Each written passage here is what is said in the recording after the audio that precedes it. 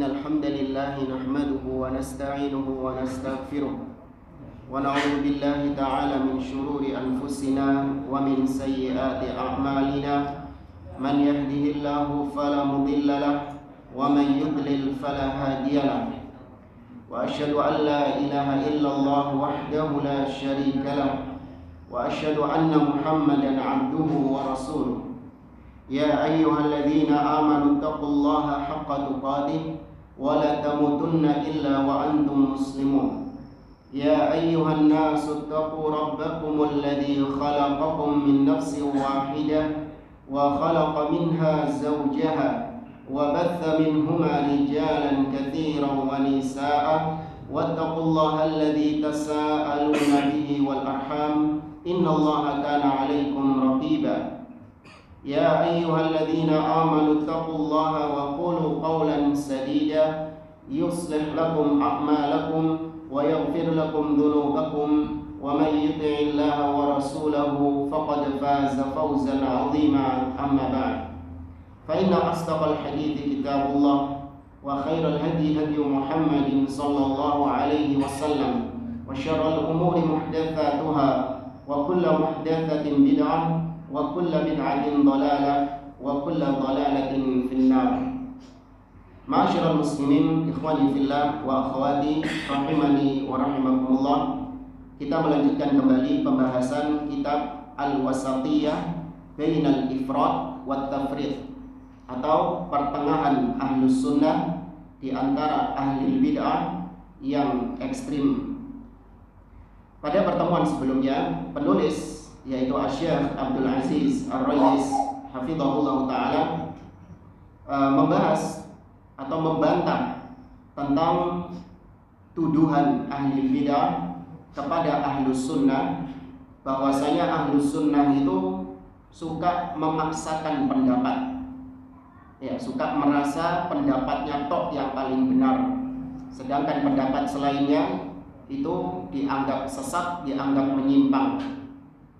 Maka sudah dijawab bahwa ini adalah tuduhan yang dusta, karena ahlus sunnah atau ad-da'wah as-salafiyah mereka membagi permasalahan khilaf menjadi dua bagian. Ada khilaf, perbedaan pendapat yang ditolerir, dan ada perbedaan pendapat yang tidak ditolerir.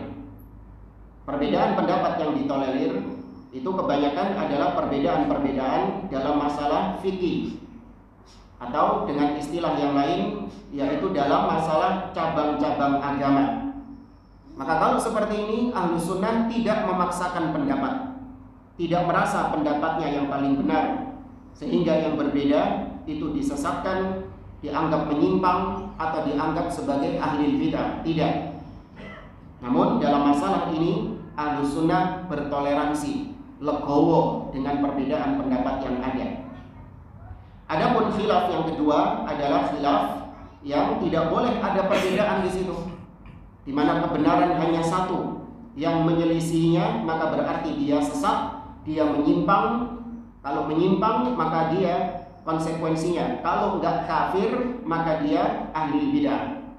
Maka permasalahan ini adalah permasalahan usul, permasalahan pokok-pokok agama, kebanyakan masalah-masalah akidah yang tidak boleh seseorang menyelisihinya. Maka kalau dikatakan ahlus sunnah itu memaksakan pendapat, iya, dalam masalah yang kedua ini tidak menerima perbedaan pendapat. Bahkan ahlus sunnah memaksakan pendapat kepada orang lain, terkadang dengan lisan, tapi juga terkadang dengan kekuatan. Ya, kalau memang memiliki kekuatan, seperti yang dilakukan oleh Umar ibn Khattab tatkala beliau menjadi khalifah. Beliau pernah menghukum seorang penebar syubhat, seorang yang suka menyebarkan syubhat di zaman kekhalifahan beliau. Dipukul kepalanya sama Umar ibn Khattab sampai berdarah, dan gara-gara itu dia bertobat dari kesesatannya. Siapa nama orang ini? Sobir ibn Islim. Demikian juga yang dilakukan oleh Amir Khalid bin Abdullah Al-Qasri ketika menyembelih siapa? Kemarin saya jelaskan. Siapa? Ketika hari raya Idul Adha itu, beliau mengatakan ayyuhan nas duhu taqabbalallahu duhayakum. Wahai sekalian manusia, menyembelihlah, sembelihlah hewan-hewan kurban kalian. Semoga Allah menerima sesembelihan kalian. Fa inni mudhahin, sedangkan aku hari ini akan menyembelih siapa? Gurunya Jaham bin Safwan. Hah? Ya, itu Jaham bin Safwan itu Jahmiyah. Nah, ini gurunya ini. Ja'ad bin Dirham. Ya, Ja'ad bin Dirham. Fa inni mudhahin bi Ja'ad ibn Dirham. Sesungguhnya hari ini aku menyembelih Ja'ad bin Dirham. Li'annahu, karena dia mengatakan fa innahu yaqul karena dia telah mengatakan annallaha lam yattakhid Ibrahim khalila, bahwa Allah tidak menjadikan Ibrahim sebagai kekasihnya, walam yukallim Musa taklima, dan tidak berbicara kepada Nabi Musa alaihissalam. Fanazala minal mimbar fadabahahu, maka dia pun turun dari mimbar dan langsung menyembelih Ja'ad bin Dirham. Tidak menerima perbedaan pendapat. Ini dalam masalah apa? Usul, dalam masalah akidah kebanyakannya, meskipun nggak seluruh ya, tapi kebanyakan masalah-masalah yang tidak ada perbedaan pendapat, kebanyakannya dalam masalah akidah, meskipun ada sedikit masalah fikih. Oke, ini kemarin sudah kita sampaikan bantahan terhadap mereka. Namun di sini ada yang belum kita bahas pada pertemuan sebelumnya. Kata beliau, wa aidan lis-sultan wa aidan as-sultan la budda an yura'iya fi hadhihi al-umur amrayn. Meskipun memang seorang pemimpin, seorang penguasa itu berhak untuk mengeksekusi penyesat umat, untuk mengeksekusi, memberikan hukuman kepada ahli bid'ah yang suka menyebarkan syubhat, meskipun memang boleh kata beliau, namun hendaklah seorang pemimpin, seorang penguasa, dia itu memperhatikan beberapa hal berikut, yaitu yura'i janaba dini Muhammadin sallallahu alaihi wasallam hatta la yantahika wa la yudayya, wa aidan yura'i janabal masalih wal mafasid. Hendaklah dia memperhatikan dari sisi agama Islam itu sendiri.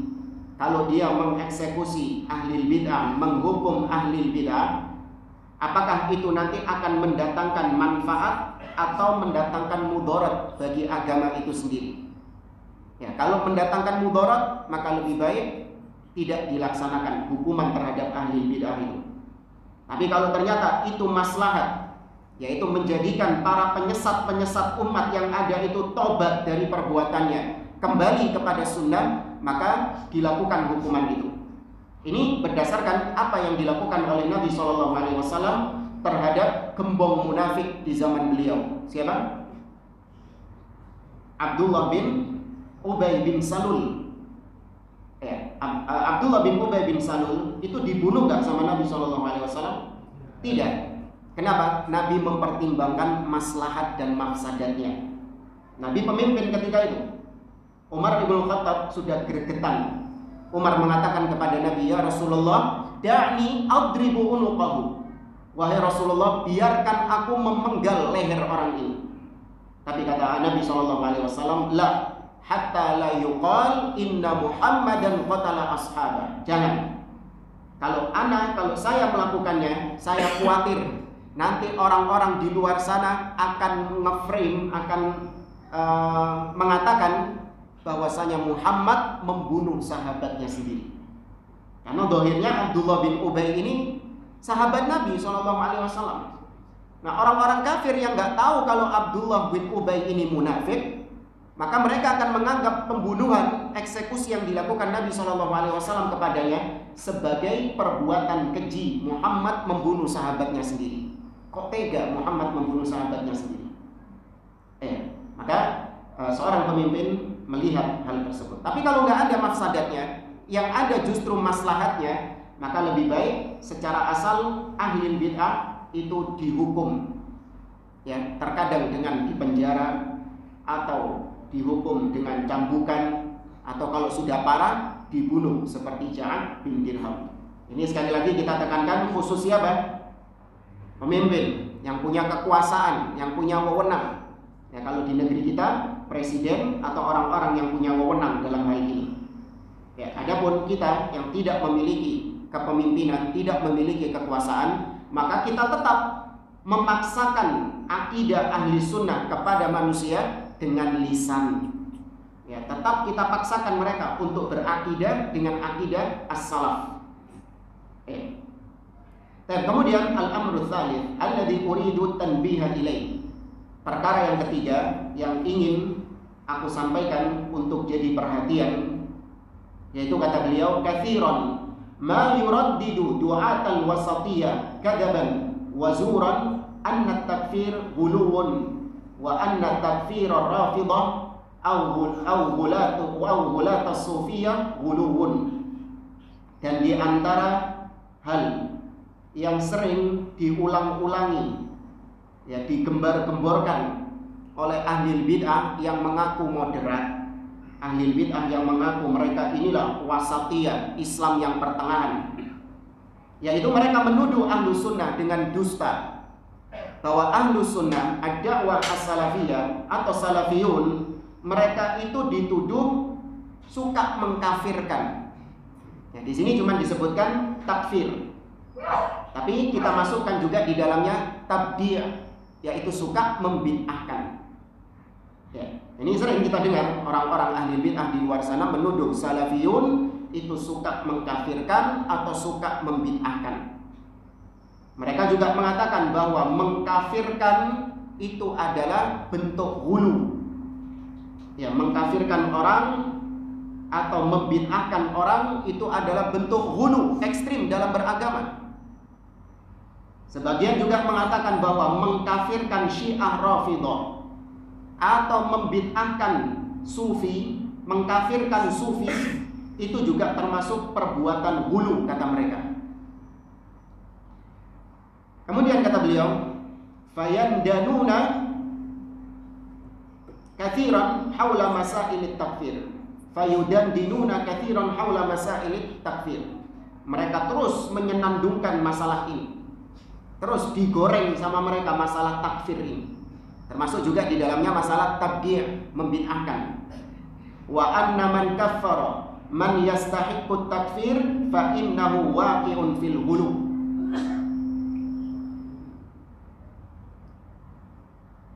Kata mereka bahwasanya orang-orang yang suka mengkafirkan padahal memang berhak dikafirkan, orang-orang yang suka membid'ahkan padahal memang berhak dibid'ahkan, kata mereka orang-orang seperti ini itu ghulu dalam beragama.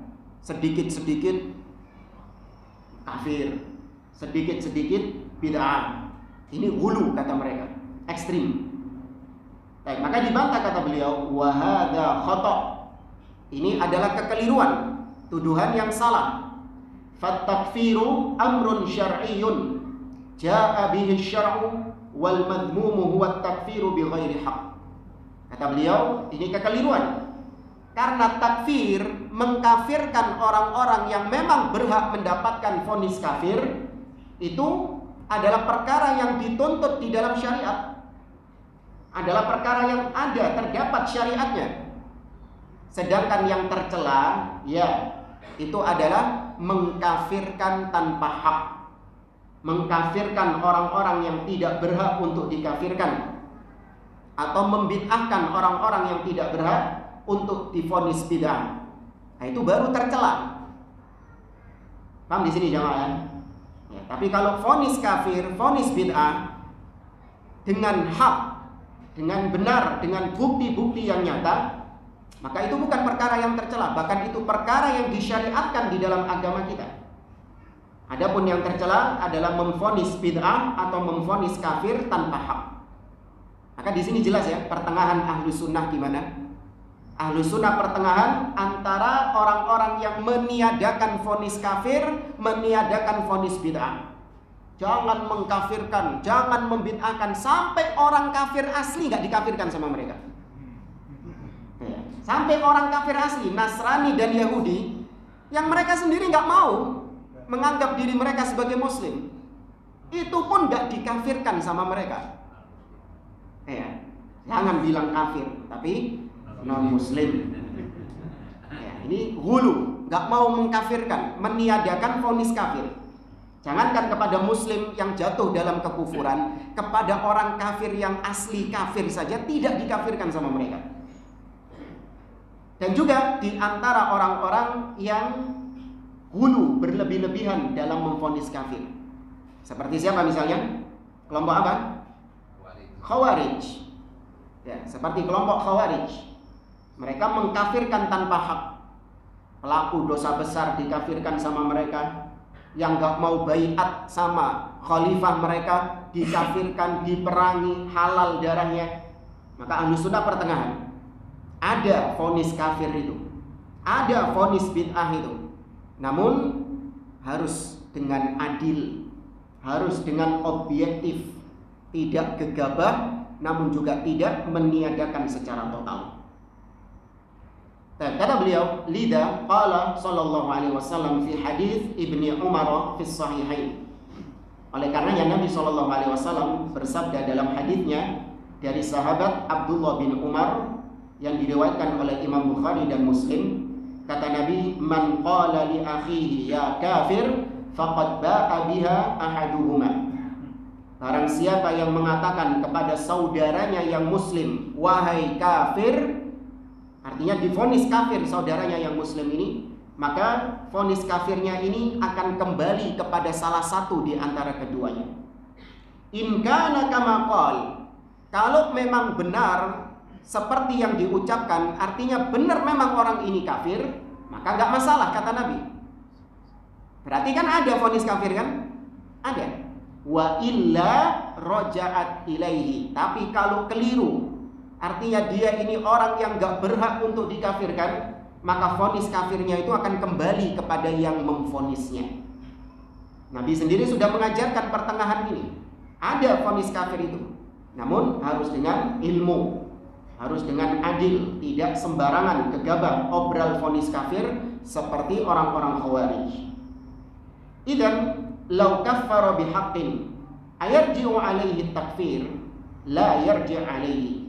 Maka pertanyaannya, kalau ada seseorang yang dikafirkan dengan hak, karena memang orang tersebut memenuhi syarat, nanti akan kita jelaskan apa syarat kekafiran. Memang orang ini memenuhi syarat untuk dikafirkan. Ketika kita kafirkan dia, apakah vonis kafirnya itu kembali kepada kita? Tidak, karena sudah memenuhi syarat. Ya, bal yaqa 'ala alladhi kafara, bal yaqa 'ala alladhi kafara wa 'ala alladhi istahaqqa at-takfir, lakin in kana bi batil fa innahu yarji' ilaihi. Kalau kita memvonis seseorang yang memang dia ini sudah memenuhi syarat untuk dikafirkan, maka jatuh vonis kafir kepadanya. Namun apabila kita memvonisnya dengan cara yang batil, tanpa hak, maka vonis kafir itu akan kembali kepada kita yang memvonisnya. Baik, sebelum kita lanjutkan, sebagaimana tadi kita sebutkan syarat-syarat pengkafiran. Baik, perlu dibedakan antara memvonis secara global dengan memvonis individu. Ya, bedakan antara memvonis secara global dan memvonis secara individu. Ahlus Sunnah mereka itu membedakan dua hal ini. Memvonis secara global maknanya adalah yaitu siapapun yang misalnya ya, siapapun yang melakukan perbuatan syirik maka dia kafir, siapapun orangnya. Ya, ini vonis secara apa? Global. Ya, siapapun yang melakukan perbuatan syirik, entah dia menyembelih kepada selain Allah, atau dia berdoa kepada selain Allah, ya, atau dia bersumpah dengan selain Allah, nazar kepada selain Allah, intinya perbuatan-perbuatan syirik, maka barang siapa yang jatuh dalam hal ini dia kafir, murtad, keluar dari Islam. Ini vonis secara umum. Baik, maka kita jelaskan hal tersebut, nggak ada masalah. Adapun person-personnya yang jatuh dalam perbuatan tersebut, artinya orang muslimnya ya. Kalau orang kafir ya sudah jelas kafir lah, nggak usah dikafirkan, mereka sudah kafir sendiri. Ini yang kita bicarakan adalah muslim yang jatuh dalam kekufuran. Ya, ini yang kita bicarakan, muslim yang jatuh dalam kekufuran.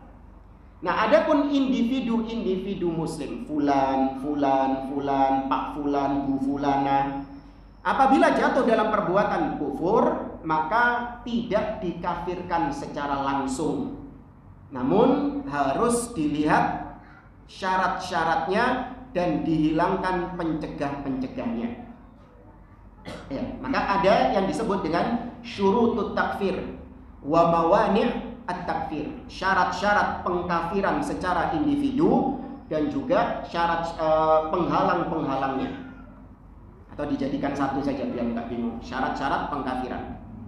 Tapi yang pertama, seorang muslim yang jatuh dalam kekufuran itu bisa dikafirkan apabila yang pertama dia itu orang yang mengetahui. Apabila dia orang yang mengetahui kalau perbuatan itu adalah perbuatan kufur. Adapun kalau dia tidak mengetahui, maka tidak divonis kafir.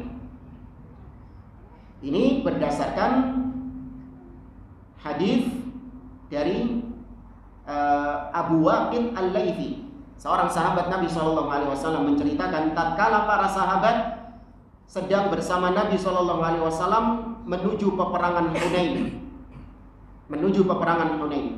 Wa nahnu hudatsa'u ahdin bi kufrin. Sedangkan sebagian sahabat itu baru anget-angetnya masuk Islam. Artinya baru berapa hari yang lalu mereka ini masuk Islam. Sehingga mereka ini orang yang jahil, nggak tahu tentang hukum-hukum di dalam Islam. Kemudian famarra bisidratin. Kita pun ketika perjalanan itu melewati sebuah pohon. Maka kita mengatakan kepada Rasulullah, "Ya Rasulullah, ij'al lana dzata anwat kama lahum dzatu anwat." Wahai Rasulullah, buatkan untuk kami istilahnya pohon keramat untuk ngalap berkah. Sebagaimana orang-orang musyrikin mereka punya pohon keramat. Jadi orang-orang musyrikin itu mereka punya pohon keramat yang apabila senjata mereka digantungkan di pohon itu, diinepno nusakengi, maka besok ketika perang sakti pedangnya itu, senjatanya itu. Ini perbuatan apa ini jangan? Syirik. Jelas itu perbuatan syirik, ngalap berkah kepada pohon keramat. Karena tidak ada yang bisa memberikan manfaat dan mudarat kecuali Allah. Nah, maka para sahabat meminta kesyirikan kepada Nabi SAW. Namun ternyata Nabi SAW tidak memvonis mereka kafir. Nabi tidak menyuruh mereka mengulangi syahadat. Nabi hanya memperingatkan mereka, Allahu Akbar, innaha sunanun qultum walladhi nafsi biyadi kama qalat banu Israil li Musa ij'al lana ilahan kama lahum aliha innakum qaumun tajhalun. Kata Nabi, Allahu Akbar, sebagai pengagungan kepada Allah. Sesungguhnya yang kalian ucapkan itu sama persis plek dengan yang diucapkan oleh Bani Israel. Tatkala dulu Bani Israel mengatakan kepada Musa, wahai Musa, buatkan bagi kami sesembahan sebagaimana mereka memiliki sesembahan. Nabi Musa tidak mengkafirkannya juga. Nabi Musa mengatakan, innakum qaumun tajhalun, kalian itu kaum yang jahil, yang belum ngerti, yang nggak tahu. Nggak dikafirkan, baik Nabi Musa ataupun Nabi Muhammad SAW tidak mengkafirkan mereka karena ada pencegahnya, yaitu jahil, ketidaktahuan. Demikian juga yang dilakukan oleh Mu'ad bin Jabal radhiyallahu anhu. Ketika datang dari negeri Syam, Mu'ad bin Jabal langsung sujud kepada Nabi SAW. Dan kita tahu sujud kepada selain Allah hukumnya apa? Haram, syirik, kufur kepada Allah. Karena sujud itu ibadah yang hanya boleh diserahkan kepada Allah Azza wa Jalla. Ini Mu'ad sujud kepada Nabi. Kenapa? Karena menurut Mu'ad, saya ketika di Syam itu ngelihat orang Yahudi dan Nasrani sujud kepada pendeta-pendeta mereka. Maka kalau di dalam Islam, siapa manusia yang layak untuk disujudi? Nabi. Itu pola pikirnya Mu'ad. Akhirnya tenanan disujudi Nabi SAW. Namun Nabi SAW tidak mengkafirkannya. Nabi mengatakan, "Lau kuntu amiran ahadan an yasjuda li ahadin ghairallah la amartul mar'ata an tasjuda li zawjiha li 'azamati haqqihi."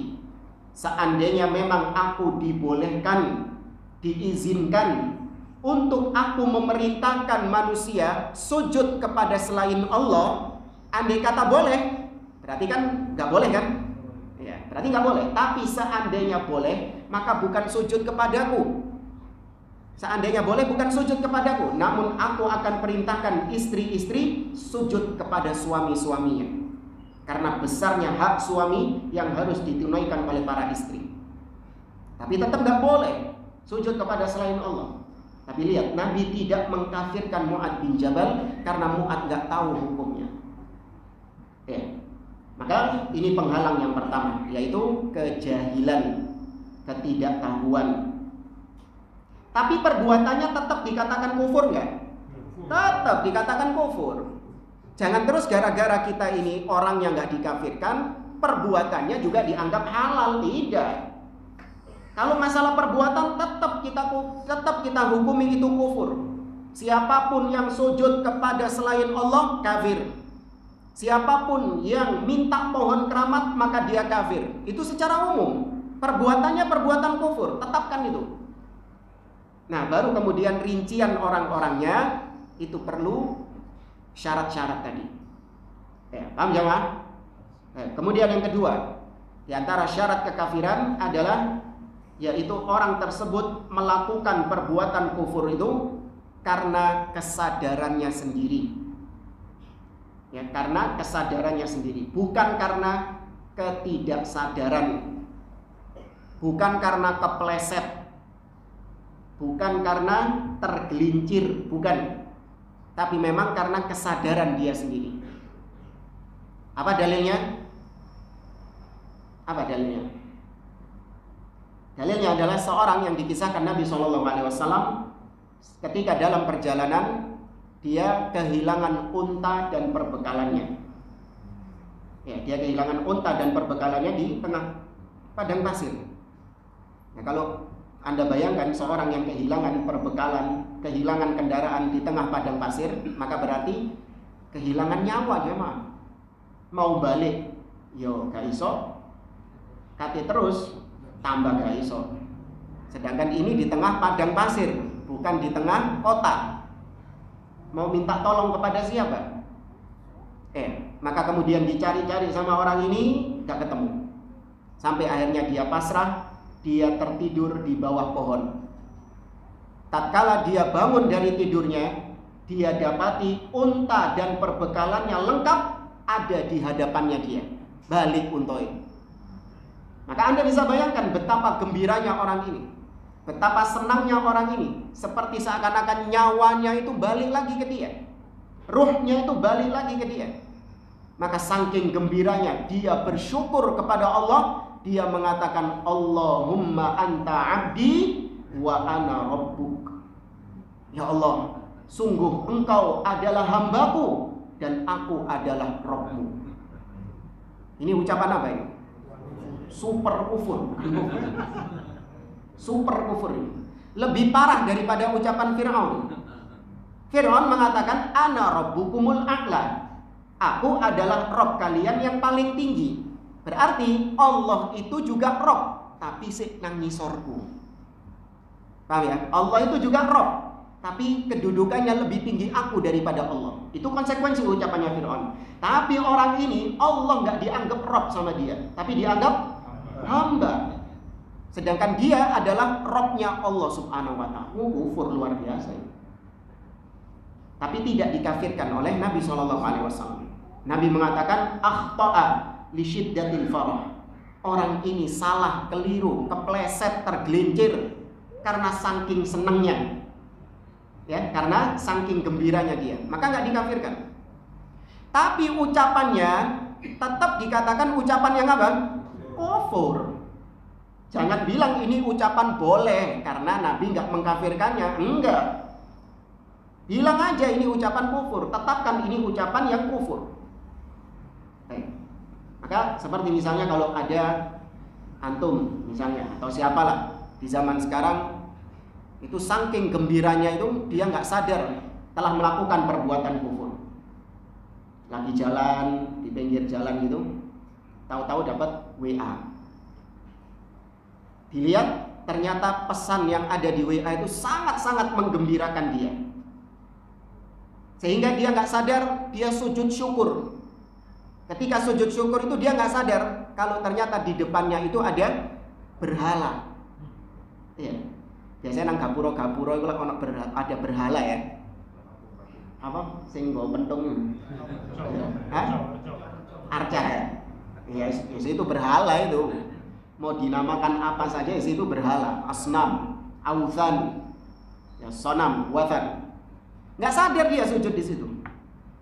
Maka sohib-sohibnya ngelihat teman-temannya tuh. Fulan kafir, difoto lagi, disebar di medsos. Fulan telah kafir karena sujud kepada berhala. Padahal enggak. Kalau diteliti, kalau dipertanyakan, dia itu saking gembiranya, saking senangnya, dia nggak sadar kalau dia ketika sujud syukur di hadapannya ada berhala, ada patung. Ya. Apa kabar gembira apa kira-kira? Hah? Diizinin nikah lagi, ya. Diizinin nikah lagi, dapat WA dari istrinya, ya silakan cari istri lagi, carikan saya madu. Itu sujud syukur gitu. Ya. Itu yang kedua, syarat pengkafiran. Kemudian yang ketiga adalah dia melakukan perbuatan kufur itu karena kemauannya, bukan karena paksaan. Ya, dia melakukan perbuatan kufur itu karena kemauannya, bukan karena paksaan dari orang lain. Apabila itu karena kemauannya sendiri, maka jatuh vonis kafir. Namun kalau ada paksaan dari orang lain, maka tidak jatuh vonis kafir. Di antara dalilnya adalah siapa sahabat yang dipaksa untuk mengucapkan ucapan kufur? Ammar bin Yasir.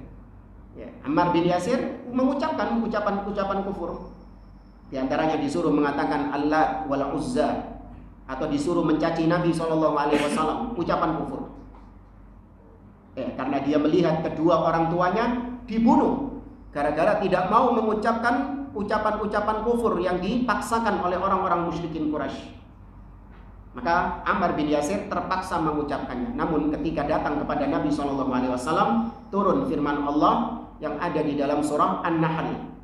Allah mengatakan man kafara billahi min ba'di imanihi illa man ukriha wa qalbuhu mutmainnun bil iman walakin man syaraha bil kufri sadran fa alaihim ghadabun minallah wa lahum adzabun azim.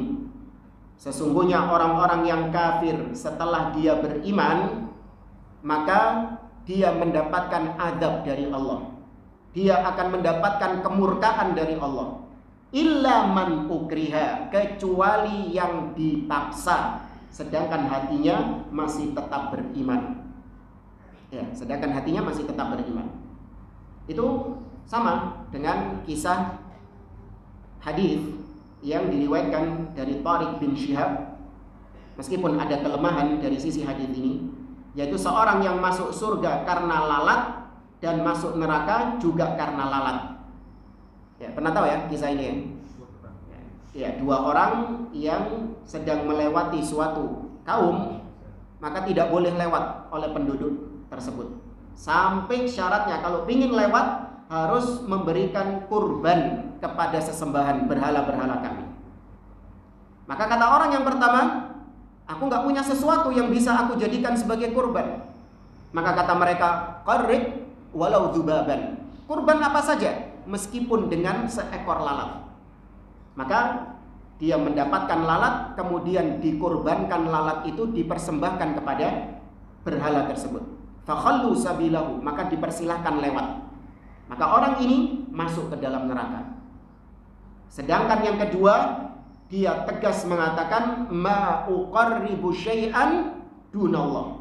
Aku tidak akan pernah mengkorbankan, mempersembahkan sesuatu apapun kepada selain Allah Subhanahu wa taala, maka orang ini pun dibunuh. Ya, orang ini pun dibunuh karena dia tidak mau berbuat syirik kepada Allah Azza wa Jalla. Nah, di sini seakan-akan ada kontradiksi. Kok dia tidak mengambil rukhsah, tidak mengambil keringanan untuk dia berkurban meskipun hatinya beriman? Boleh nggak? Boleh. Kecuali kalau dia kalau memang dia diancam untuk dibunuh. Tapi kalau nggak diancam, ya dia sudah lewat jalan lain, nggak usah lewat situ. Tapi kalau sudah diancam untuk dibunuh, harusnya boleh itu mengambil rukhsah itu. Maka para ulama khilaf, siapa yang lebih afdol?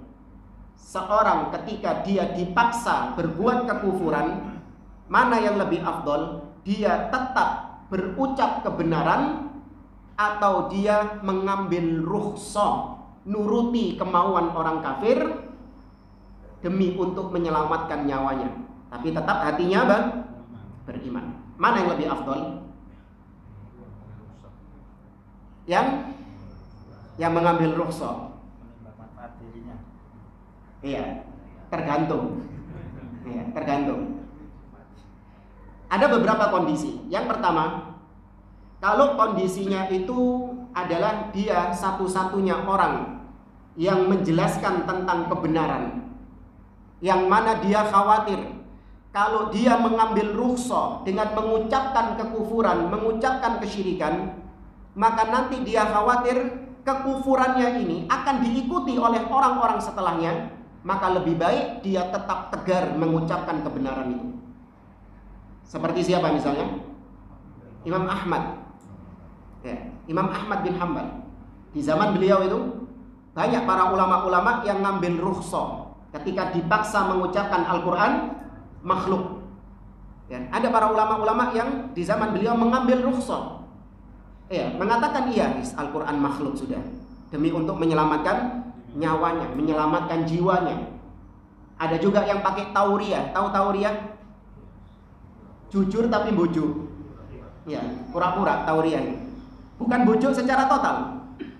Dia mengatakan ketika dipaksa mengucapkan Al-Quran makhluk, dia mengatakan sesungguhnya Taurat, Injil, Zabur, Suhuf Ibrahim, Al-Quran kullu hadhihi makhluk. Sesungguhnya Taurat, Injil, Zabur, Suhuf Ibrahim, Quran, ini semuanya makhluk. Tahu sisi tauriyahnya di mana? Iya benar, tangannya maksudnya yang makhluk. Akhirnya dibebaskan. Nah, Imam Ahmad melihat kalau para ulama-ulama yang ada di zaman tersebut mereka semua mengambil rukhsah, maka kalau beliau juga ikut-ikutan mengambil rukhsah, maka zaman setelahnya manusia akan meyakini Al-Quran itu makhluk. Bahkan sampai sekarang mungkin kita pun akan meyakini Al-Quran itu makhluk. Maka Imam Ahmad tidak mengambil rukhsah. Imam Ahmad tetap tegar mengatakan Al-Quran kalamullah wa laisa bimakhluk. Al-Quran firman Allah, bukan makhluk. Maka beliau dipenjara, beliau disiksa, namun meskipun demikian beliau diselamatkan oleh Allah Subhanahu wa taala. Kemudian kondisi kedua, apabila orang yang dipaksa kekufuran ini, dipaksa melakukan perbuatan kufur ini, dia adalah orang yang dibutuhkan oleh umat. Seperti misalnya dia itu orang yang berduit misalnya, dan dia itu suka membantu banyak orang-orang yang membutuhkan dia, baik dari sisi hartanya atau dari sisi ilmunya atau dari manfaat-manfaat apapun. Artinya dia ini benar-benar dibutuhkan oleh manusia. Ketidakadaannya dia itu kerugian bagi manusia. Dia meninggal itu rugi manusia itu. Entah kehilangan ilmu atau kehilangan orang yang selama ini membantunya. Maka yang seperti ini dia lebih afdol untuk mengambil rukhsah. Ya, dia lebih afdol untuk mengambil rukhsah demi untuk menyelamatkan nyawanya, karena maslahatnya lebih besar. Tapi yang ketiga, kalau kondisinya itu adalah orang ini adalah orang yang ya wis gak dianggap sama orang itu. Dia ada, dia nggak ada, wong nggak urusan. Keberadaannya dia atau ketidakadaannya dia sama saja. Tidak ada efeknya bagi manusia. Tapi dia seorang mukmin. Maka yang seperti ini lebih afdal Bang, nggak ngambil rukhsah. Ini yang dijelaskan oleh Syekh Muhammad bin Shalih Al-Utsaimin.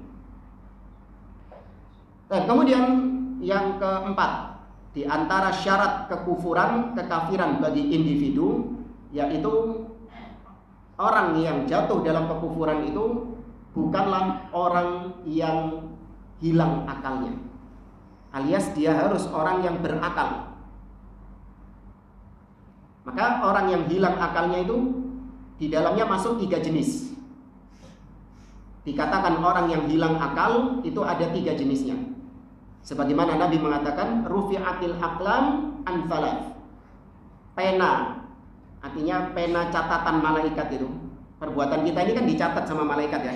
Nah, malaikat itu akan mengangkat pena dalam 3 kondisi. Artinya apapun yang dilakukan oleh 3 golongan ini tidak akan dicatat sama malaikat. Baik perbuatan solehnya ataupun perbuatan buruknya tidak dicatat sama malaikat. Apa saja 3 jenis ini? 3 golongan ini? Orang tidur sampai dia terbangun. Anin naim hatta yastayqidh. Yang kedua,